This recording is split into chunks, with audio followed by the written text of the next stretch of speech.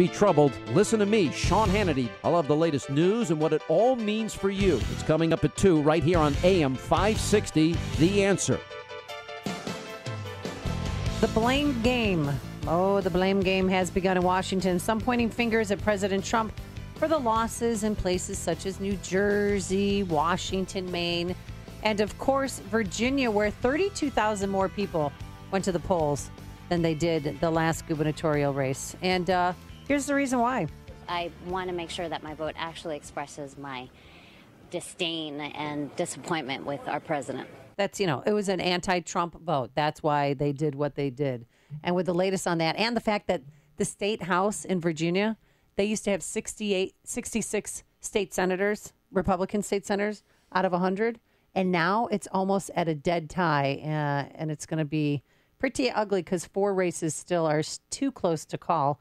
And with that, we welcome back to the program Salena Zito. She is from the Washington Examiner and New York Post columnist. And, of course, you've seen her on CNN as a contributor. Good morning, Salena. How are you?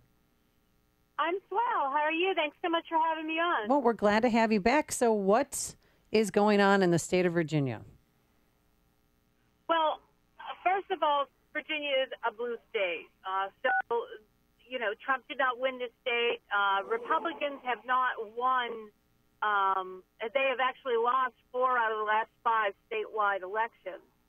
So it's not a state that was going to be reflective of a Trump-type supporter.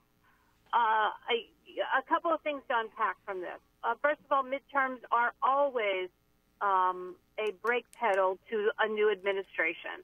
So you always see gains in down ballot races against the party in power, and so what you saw on Tuesday was normal, but you saw it in a higher intensity because you saw it in a blue state.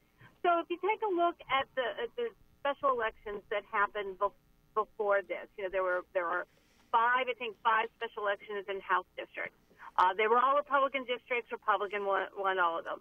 This is a blue state. And Trump lost, and the Republicans lost in the state. So the governor's race, the statewide race there, I would consider that normal.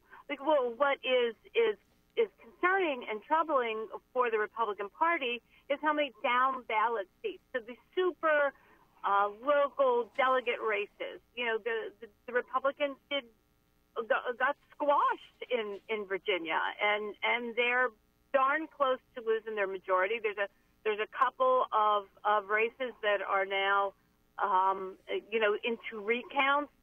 So, that's where, that's sort of the meat of the problem. They really need to analyze what's going on with voters that they're turning away from their local Republicans. Is it at the president? Is it at the House? In the Senate and Congress have been unable to pass any legislation. That's, I think, what they need to analyze. Well, do you think, Republicans should run with or from President Trump? I mean, Gillespie, he didn't mention President Trump once. He never campaigned with him. Do you think that hurt him? Nah, the Trump coalition showed up. Just more Democrats showed up, and there's 2 reasons for that. Hillary was no longer on the ballot. She was not a very beloved candidate among Democrats, Republicans, or independents. And, this gave the voters that didn't show up last year the ability to voice their concerns about Trump, to voice their displeasure with him. So that's why you saw a higher turnout among Democrats. Trump coalition stayed together. That didn't move. But in the governor's race, but they're letting him and Congress know, hey, do something. And in terms of what Republicans should do to hold their seats, they're not going to hold the size of the majority they have now, but to hold on to a majority. I personally think that each race is local and specific to the district that those members live in.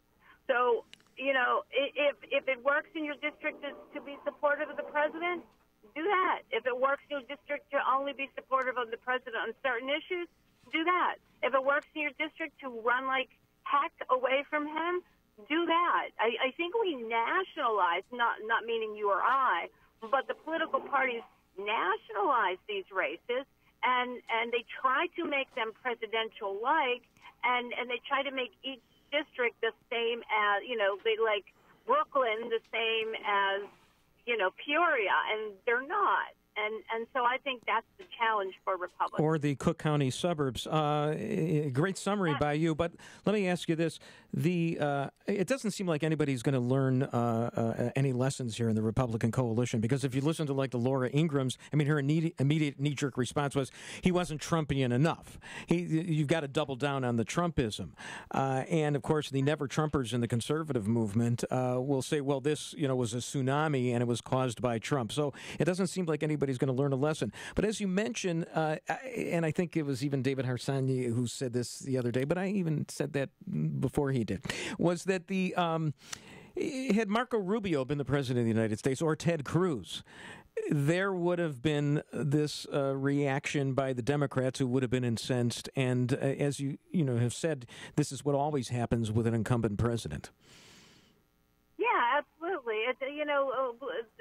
People can play scenarios up there as much as they want, but not meaning you. But like, go ahead, Marco Rubio, blah blah blah, whatever. The Republican would have lost.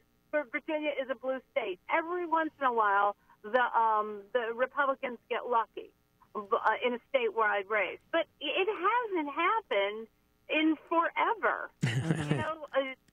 It's just, McDonald was like an outlier in 2009, and that was the beginning of a wave election cycle. So there's much more to learn from McDonald in Virginia in 2009 in terms of, whoa, we got something going on here. And I would compare the down ballot seats in Virginia, in Pennsylvania, where you saw some flips away from Republicans. Those are the things that I would analyze. All right, Salena. And to make, yeah. Okay. Yesterday was a one-year anniversary, believe it or not, of President Trump's election. How do you think he's doing with 1 year down? I think that if you want to know how he is among his voters, the people that supported him, that hasn't moved.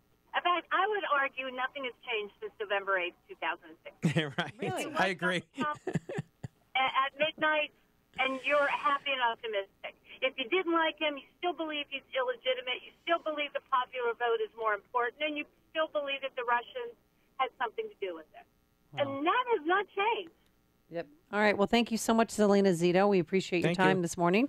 Salena Zito with Washington Examiner reporter, New York Post columnist, CNN contributor. No, it's actually said is for CNN. They call it a contributor. Yeah, exactly. She does it all, and she joined us on our Alarm Detection Systems TrafficCenter.com hotline. You've made the switch.